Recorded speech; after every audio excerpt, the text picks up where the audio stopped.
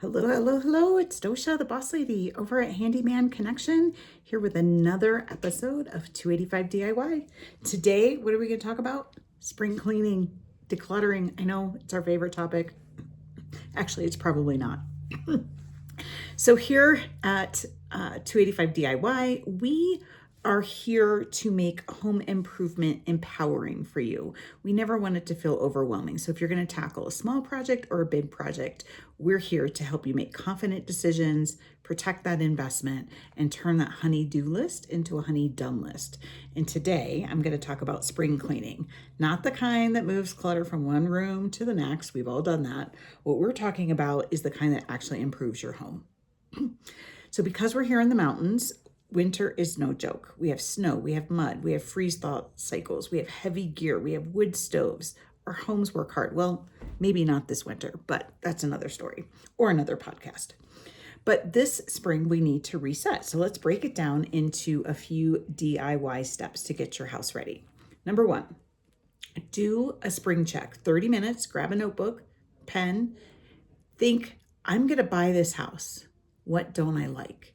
You want to look for cracks in the drywall, nail pops, trim separating at seams, doors that are sticking, caulk that is cracking, grout that is gone, cabinet bases that look discolored or swelling, loose railings.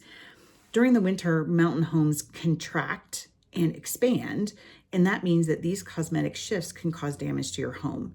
And if you ignore them, it can lead to bigger problems. So if you do nothing else this month, do a quick walkthrough. Number two, drywall. I would never recommend for a DIYer to do a complete drywall patch and repair job with texture and paint. However, those nail pops are something that you can definitely do. So for a quick fix, what you're going to need is some lightweight spackle, a putty knife, hopefully 4 to 6 inches.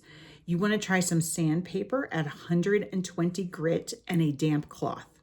And then what you do is press the nail and pop it back into place. Apply a thin layer of the spackle, let it dry fully. Could take a while. Then lightly sand, wipe away the dust, and touch up with paint. The most common mistake here is that you put on too much spackle and it doesn't dry. So thin layers win. If cracks are longer than 12 inches or they keep reappearing, your house is telling you something and it's time to call a specialist. Number three, another thing that you can do yourself is re-caulking bathrooms and kitchens. Every 2 to 5 years, your caulk needs to be changed out. So you're looking for gaps, you're looking for mold staining, shrinking lines, peeling edges, all of that stuff. So the number one thing to recommend for caulk is do not cheap out here. I'm telling you, cheap caulk is what makes you do it twice. So buy 100% silicone caulk and use that. So you want to get the old caulk off. You cannot put new caulk over old caulk. Doesn't work. So then once you remove it, you can use a razor, that helps. You want to clean it with rubbing alcohol. You need to get it clean so that the new caulk can adhere. So then let it dry. If you want really clean lines, you can use some painter's tape. Then you want to make sure you use a thin bead of caulk. And then the next secret weapon, a little damp finger. You want something wet and you want to smooth it down with that damp finger and then make sure you remove any tape that you used immediately. Doing this fresh caulk will allow for a more waterproof area and it'll keep you from getting damage further along if you don't do it. Okay, DIY number 4. Let's look at those doors. There's a lot of doors that stick, and it's because, as we talked about, houses expand and contract. Plus, you get humidity switches in the winter. So if your door is sticking, here are 4 things you can try. 4. Number 1, tighten the hinge screws. Get out a screwdriver. It's usually a Phillips head, and tighten those screws. If that doesn't work, replace 1 screw in the hinge with a 3-inch screw that'll go straight into the stud. Then check your alignment of the door. And if that doesn't work, you can sand slightly any areas that are rubbing if it's a wood door. Don't do that to metal doors. So if you're going up to your door and you're having to shoulder punch it in order to get it to close, that's not character anymore. It's alignment, and football season is over. Number 5, let's take a look at that garage and mudroom. You need a reset here because this is where the heavy lifting is done by your home during the winter months, except for this year. But that's a whole nother story.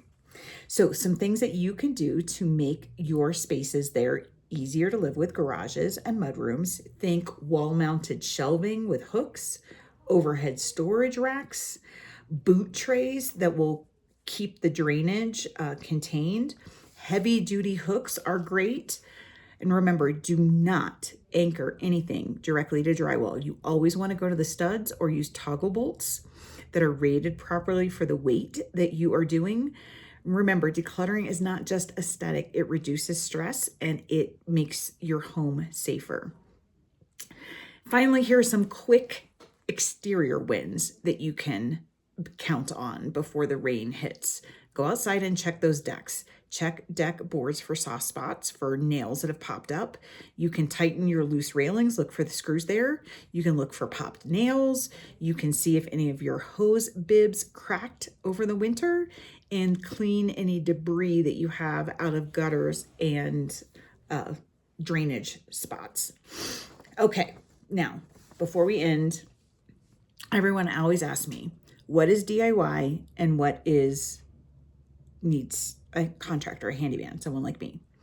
So if you're a DIYer, it's great for cosmetic drywall repairs, new caulk, basic hardware swaps in your kitchen, tightening and doing minor adjustments to your door.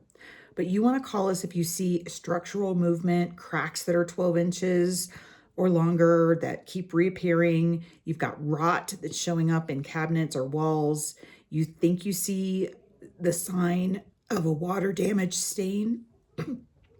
If your deck framing itself is unloose, or you have electrical or plumbing adjustments. Those are when you want to call a professional. And remember, you don't have to renovate your own house. Just do one thing at a time. Improving your house builds your own confidence, and that confidence builds pride in your home. So that's it for Docia the Boss Lady over at Handyman Connection. And remember, 2026 is about warmth, authenticity, and comfort. It's not about perfection. Whether you're updating one room or planning a bigger renovation, remember that you do not have to figure this out all alone. If you need help bringing any of these trends or ideas to life, just give us a call. I'm Docia, the Boss Lady at Handyman Connection, and our number is 303-968-1112.